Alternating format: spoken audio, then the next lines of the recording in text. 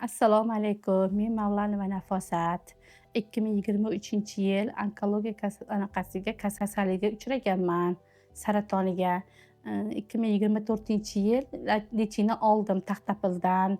Erta 2 santimetrda boruvdim, 5 santimetrga bo'lib, natija yaxshi bo'lmadi. Hozirgi kunda Bekzod Botirovich oldiga keldim, erta lechini boshladim. Hozir 5 santimetrdan 2 santimetrga tushdi. Natija zo'r, juda xursandman. Agar shunaqa kasallik bor odamlar bo'lsa, shuyoqqa kelishinglarni tavsiya qilaman. Assalomu alaykum, hurmatli Doktor Behzod TV kanali kuzatuvchilari. Mana bugun biz Mavlonova Nafosat ismli bemorimiz, ya'ni bachadon bo'yni saratoni kasalligi 3 va 4-bosqichlarda bizga murojaat qilgan va bu kasallikni asosiy rivojlanishiga sabab bo'layotgan papilloma virus haqida gaplashib o'tamiz. Mavlonova Nafosat bundan 2 oy avval saraton kasalligining 3-4-bosqichida Saraton akademiyasiga kelib davolanishni boshladi. Bundan 2 oydan so'ng ijobiy natijalarga erishildi. Ya'ni ushbu kasallik 60-65% ga kichraydi. Avvalgi holatda kasallik 53 millimetr bo'lgan bachadon bo'yinidagi saraton. Hozirda esa keyingi MRT magnitoziya tekshiruvidan o'tgandan so'ng kasallik 18 millimetrga tushgan. Bu juda yaxshi ijobiy natija ko'rsatiladi. Bemor birinchi kelgan vaqtda juda ham og'riqlar kuchli bo'lgan, ishtahasizlik, quvvatsizlik va qo'shimcha qon ketish holatlari ham kuzatilgan. Bemorimizga quyidagi tarzda ijobiy yondashildi lecheniyalarga. Ya'ni saraton kasallik lecheniyasida ximiyoterapiyadan butkul voz kechgan holatda target terapiya va immunoterapiya yordamida davolanildi. 1 va 2 kurslarda. 3-kursda esa hozirda miyakka ximiyoterapiya qo'shish davom etkazilmoqda. Saraton kasalligini davolashda ximiyoterapiyaning ham o'z o'rni bor. Faqatgina 100% emas, 20-30% holatlarda miyakka ximiyoterapiyadan foydalanish kerak bo'ladi. Men ismim Aynur. Biz Қазақстан қаласынан келдік, Қызылорда облысынан. Мына кісі менің анам, Ахметова Гүлбарам. Анамның ауырып қалған жағдайында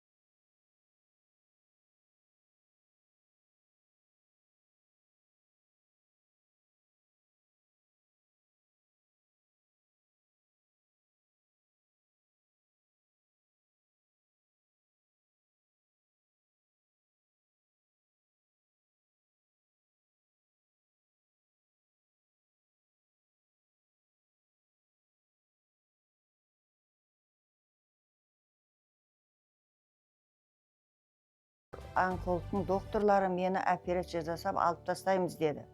Мен оған көнбедім. Көнбей осы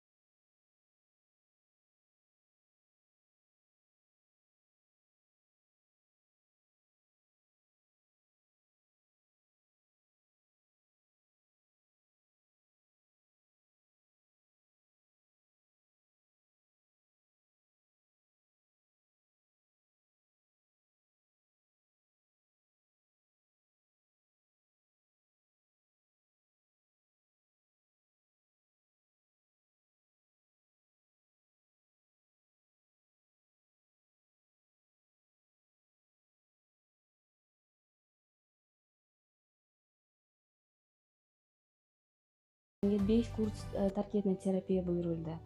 Bu 5 ta kurs tarkibli terapiyani olish menga umuman oson bo'lmadi. Go'yoki men o'lim va hayot o'rtasida kurashgandek o'zimni his qilardim. Ammo natijalar 5 ta kurs tarkibli terapiyadan keyin natijalar juda ham yaxshi chiqdi. Saraton akademiyasida 1, 2, 3 va 4 bosqichdagi o'sma va saraton kasalliklarini ximiya terapiyasiz va operatsiyasiz target terapiya usulida davolanmoqda. Target terapiya Germaniya standarti asosida Bekzod Botirovich boshchiligida olib boriladi. Saraton o'limdan darak emas va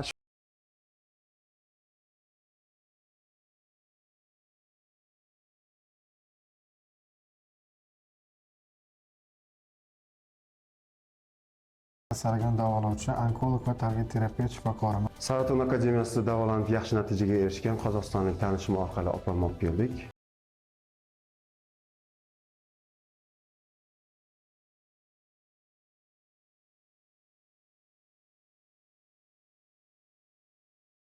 арқылы осы клиниканы тауып алдық. Баста осы ұйқы жоқ еді менде. 2 күннен кейін маған ұйқы берілді. Тамақ осы жемейтін едім. Жақсымын, шүкірмін. Көп рахмет. Saratonga uchragan azizlarim, tushkunlikka tushmang. Target terapiya usuli orqali saraton kasalligiga davo bor.